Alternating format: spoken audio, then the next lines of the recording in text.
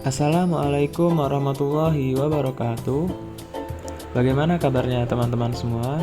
Semoga kita selalu dalam lindungan Allah Subhanahu wa taala dan selalu dalam keadaan sehat walafiat. Baiklah, di sini kami dari kelompok 1, kami akan memaparkan sebuah video tentang tugas yang berjudul Rancangan Pembelajaran dalam Understanding by Design. Kami dari kelompok 1 yang beranggotakan Afrian Wahyu Ananda, Alfitra Salma, Anggi Merilia, Anggia Wiguna, dan Indah Mayangsari. Rancangan dalam Understanding by Design memiliki 7 aspek yang masing-masing akan menjadi bahasan dalam setiap kelompok seperti yang tertuang dalam diagram aspek pemahaman peserta didik dalam Understanding by Design. 7 aspek tersebut dapat kita kenal dengan istilah where to. Nah, kami dari kelompok 1 pada kesempatan kali ini kami akan membahas tentang bagian W atau where and why yang menekankan kepada tujuan target yang akan dicapai peserta didik harus benar-benar memahami pelajaran dan manfaat dari pembelajaran tersebut. Lalu, apa tujuan pembelajaran Anda? Tujuan pembelajaran pada pembelajaran ini adalah yang pertama, peserta didik mampu menemukan kata hubung dengan benar. C3. Lalu selanjutnya, dengan menonton video, peserta didik dapat menganalisis berbagai fungsi kata penghubung dengan erat, yaitu C4. Dengan berdiskusi kelompok, peserta didik mampu memilih kata penghubung dalam sebuah teks narasi dengan benar. C5. Lalu yang selanjutnya, dengan berdiskusi kelompok, peserta didik mampu membuat teks narasi menggunakan kata penghubung dengan benar. C6. Lalu, dengan berdiskusi kelompok, peserta didik mampu mempresentasikan hasil diskusinya dengan percaya diri. P5.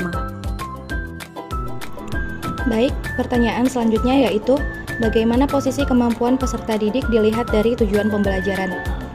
Kemampuan peserta didik pada pembelajaran ini dapat dilihat dari tujuan pembelajarannya, yaitu terdapat 3 aspek. Yang pertama kompetensi, konten, dan variasi.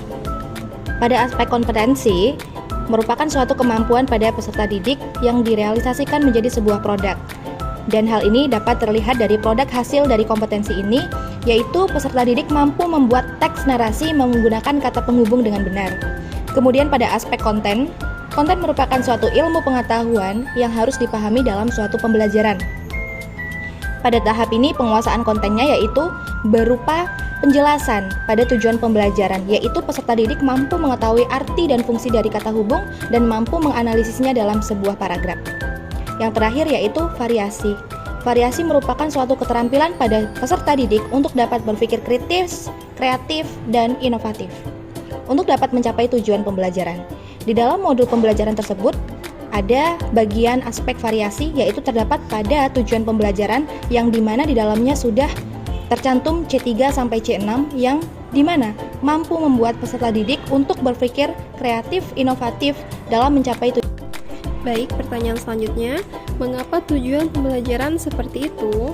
Hal ini karena tujuan pembelajaran itu dapat memberikan pengalaman belajar kepada peserta didik melalui pendekatan understanding by design, sehingga para peserta didik itu mengalami proses pembelajaran.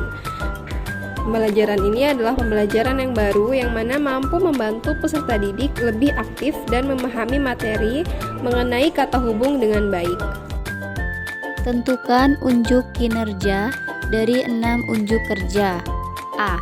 Kemampuan menjelaskan. Peserta didik mampu menjelaskan apa itu kata hubung dan fungsinya. Yang ke B.